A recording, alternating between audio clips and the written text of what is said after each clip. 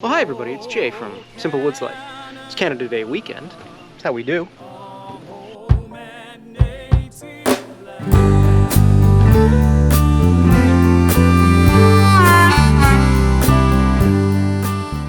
Okay, so everybody does ribs their own way. I buy my ribs from a butcher. If you buy your ribs in a box,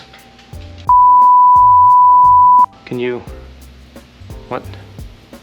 I'm not saying mine's the right way, but it's the way that I do it.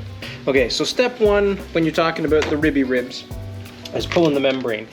The membrane, there's this membrane, I mean, what else are you gonna call it, that's down here on the ribs, and you can sort of see it. Using a paper towel helps you get it, and once you got a good grip of it with your papier towel, that shit just pulls up like a mouse.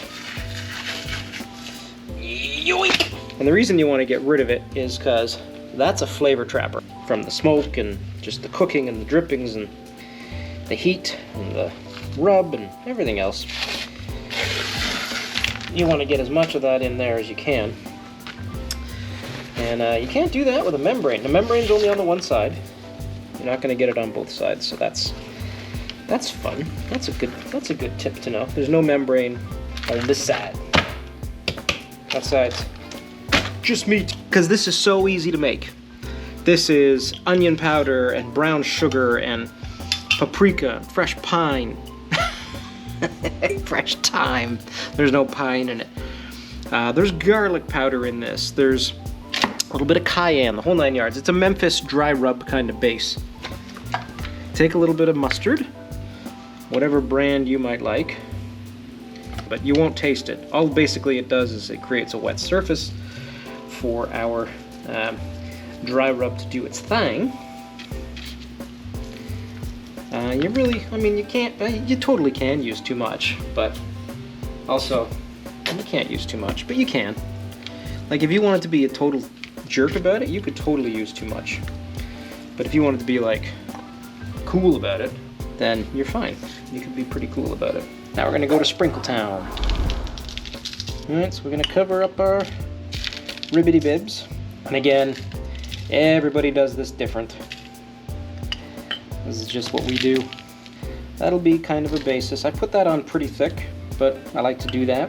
We'll wait a couple of minutes, and what'll happen is this will start to sweat. So you'll start to see this almost caramelize and get, I don't know, sweaty. We'll flip it over and do the other side. But you can see how it's sort of caramelized here on the edges.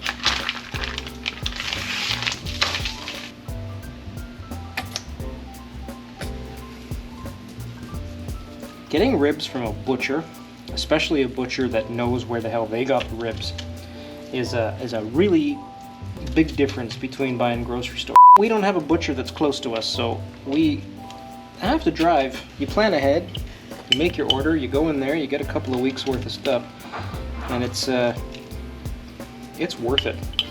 The only meat I get now at a grocery store, really, ground chicken, because most butchers, well, around here anyway, it's too much of a pain in the ass to make ground chicken, because after they do it, they got to clean the machine, and chicken's a bit of a conundrum. So that's essentially how we prep the ribs, and we'll let this wait another 20 minutes or so.